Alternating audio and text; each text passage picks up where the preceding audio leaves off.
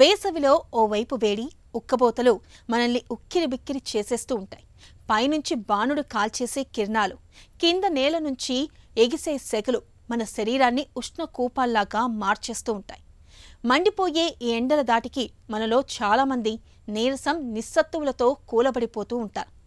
ఎండ దెబ్బగా పిలిచే ఈ విపత్తును ఎదుర్కొనేందుకు ఏం చేయాలో, ఎలాంటి జాగ్రత్తలు తీసుకోవాలో ఇప్పుడు తెలుసుకుందాం.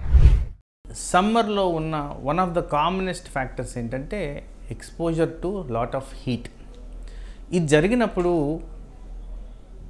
బాడీ మీద తీవ్రమైన ఒత్తిడి జరుగుద్ది. ఆ ప్రజెంటేషన్ క్రమంలో ఫస్ట్ హీట్ ఎగ్జాషన్ అనేది వస్తుంది. అది ఐడెంటిఫై చేయని పక్షంలో అది హీట్ స్ట్రోక్కి దారితీస్తుంది. దాన్నే వడదెబ్బ అంటాం. ఫస్ట్ అండ్ ఫార్మోస్ట్ మనం చేయాల్సింది ఎండ నుంచి నీడకు రావడం.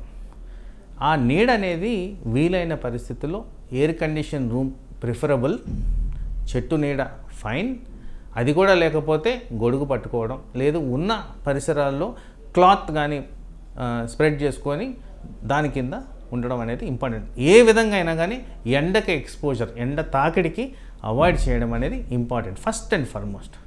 Second, call for help. మనకు అది రికగ్నైజ్ అవ్వగానే ఎవరినో ఒకరిని హెల్ప్ అడగడం చాలా ఇంపార్టెంట్. అలాగే ఆ హెల్ప్లో ప్రథమంగా మీకు కావాల్సింది వాటర్. ఆ వాటర్ ఇమీడియట్గా తీసుకోవాల్సిన అవసరం ఉంటుంది. తర్వాత మోస్ట్ ఇంపార్టెంట్ క్రిటికల్ పాయింట్ ఏంటంటే రెస్ట్ తీసుకోవడం. డెఫినెట్గా ఒక అర్ధగంట గంట రెస్ట్ తీసుకొని ప్రాపర్ హైడ్రేషన్ తీసుకొని నీడన ఉంటే ఫస్ట్ వచ్చే ఇంపాక్ట్ ఏంటంటే బాడీకి రికవరీ టైం ఇస్తుంటారు మీరు.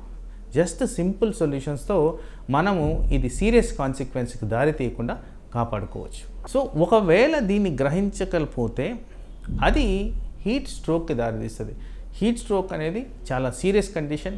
ఓన్లీ హాస్పిటల్లోనే దానికి ట్రీట్మెంట్ ఇవ్వాల్సిన పరిస్థితి.